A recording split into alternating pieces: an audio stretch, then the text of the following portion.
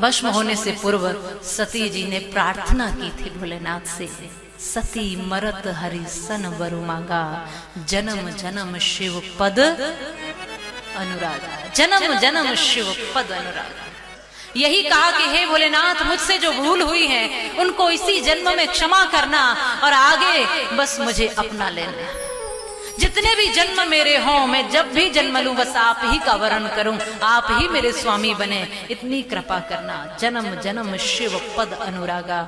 और यही भाव, यही विचार जब मन में आया, और कहते हैं कि मरने से पूर्व, मरते समय निश्चल भाव से, मन में कोई छल कपट ना हो और पूरे मन से समर्पित होकर के व्यक्ति जो प्रार्थना करता है और जैसा भाव रखता है, वही भाव उसको अगले जन्म में जन्म की पुष्टि करता है कि वो कहां जाना है।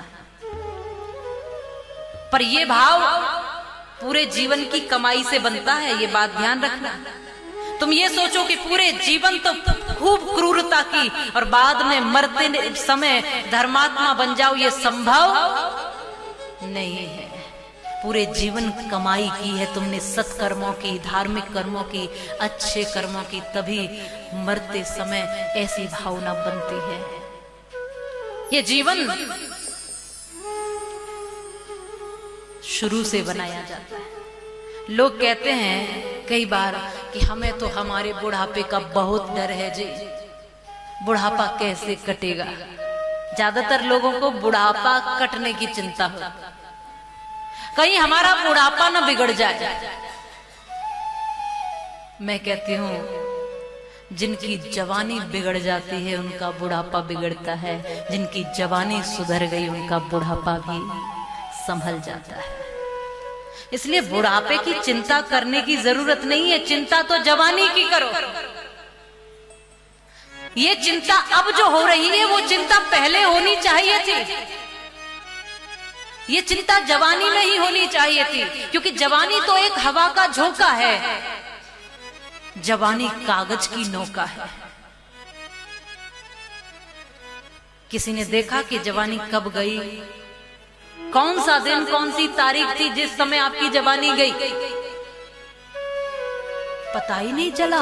बुढ़ापा कब आ गया समझ में ही नहीं आया। जवानी तो एक हवा का झोंका है, जवानी कागज की नौका है, और जो कुछ करना है जवानी में ही कर लो, क्योंकि जवानी ही कुछ बेहतरीन करने का मौका है। ये अवसर है आपके लिए। ऐसा भाव आपको शुरू से बनाकर रखना। चिंता बुढ़ापे की नहीं करनी, चिंता जवानी की करनी है। इसलिए मैं कई बार कहती हूँ कि कथा बुजुर्गों को सुनने की अपेक्षा युवाओं को सुनने की जरूरत ज्यादा है। अरे बुढ़ापे तक तो हम धार्मिक हो ही जाते हैं, इतने थपेड़े पड़ते हैं, इतनी ठोकरें लगती हैं, इतने अनुभव मिलते हैं जिंदगी के कि अपने आप धार्मिक बन जाते हैं। जिनके सामने पूरा का पूरा जीवन है, जिन्होंने रिश्ते संभालना सीखना है, जिन्होंने परिवार में जीवन जीना सीखना, उनको कथा सुनने की आवश्यकता ज्यादा है। मैं ये नहीं कहूंगी कि बुजुर्गों को कथा नहीं सुननी चाहिए, कथा तो सबको सुननी चाहिए, पर ज्यादातर कथा युवाओं को सुनने की आवश्यकता है। एक सही दिशा तो उनको देनी है, एक सही जीवन तो उनको जीना है। सती जी का भाव बड़ा सुंदर था कि जो मरते समय भी भोलेनाथ को पाना चाहे। हमारी चाह तो अलग अलग तरीके की होती। एक बुजुर्ग थे, सांस गले में अटकी हुई थी, मरने की पूरी तैयारी थी पर मर नहीं पा रहे थे। अब ऐसी स्थिति में घर वालों का देखिए, अब वो सोचते हैं कैसे भगवान इनको जल्दी से, कोई पाठ कर रहा है, कोई गंगा जल मुंह में डाल रहा है, कोई कुछ कर रहा है। सांस बिल्कुल अटकी हुई है, दम निकल नहीं रही, निकलने वाली है लेकिन निकल नहीं पा रही है, और लड़खड़ाते हुए जुबान से वो कुछ कह रहे हैं और वो शब्द सबको सुनाई दे रहा है और सब सुन रहे हैं कि चाबी चाबी। अब समझ में नहीं आ रहा ये बोलना क्या चाह रहे हैं। कुछ कह रहे हैं कि ये चाबी कह रहे हैं, कुछ कह रहे हैं ये भाभी कह रहे हैं, न जाने कि, क्योंकि जुबान उस समय साथ नहीं देती। ये कह क्या रहे हैं, इनकी दम भी निकल नहीं रही है, ये चाहते क्या हैं। समझदार व्यक्ति आया, भैया ये भाभी भाभी कुछ नहीं कह रहे, ये चाबी चाबी कर रहे, इनके हाथ पर चाबी ला कर रखो। और पूरे घर की चाबियों का गुच्छा जैसे इनके हाथ पर रखा, तुरंत दम निकल गई।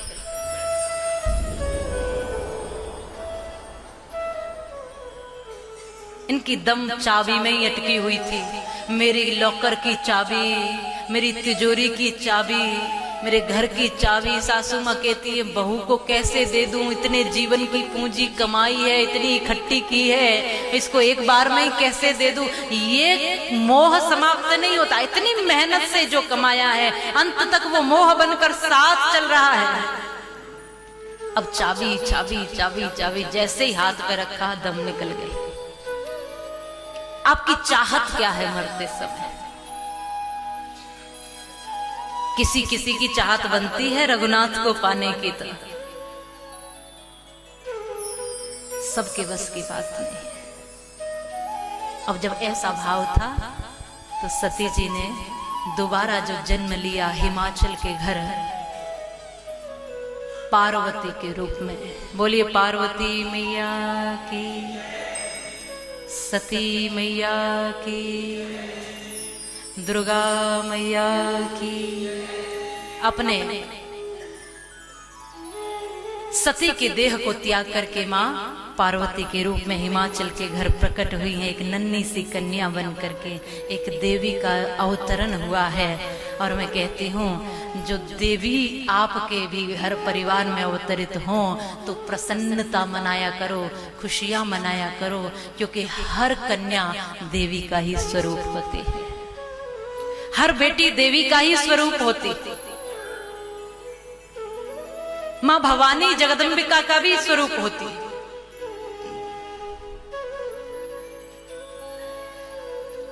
स्वामी दयानंद का नाम आपने सुना होगा।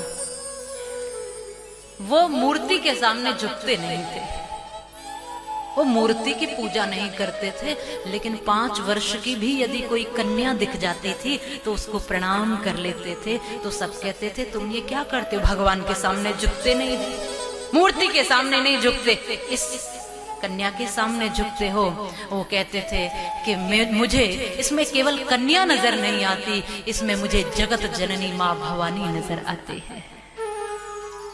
हर एक बेटी भवानी का ही रूप तो होती है, और माँ भवानी आज स्वयं जिसके यहाँ आ गई हो, भला वहां की स्थिति कैसी होगी, वहां का आनंद कैसा होगा। वहां तो मानो हर तरफ प्रकृति स्वागत कर रही है माँ भवानी के अवतरण का, हर तरफ आनंद है। हिमाचल के हृदय में आनंद है, मैना के हृदय में आनंद है। ऐसी देवी का प्रादुर्भाव हुआ है।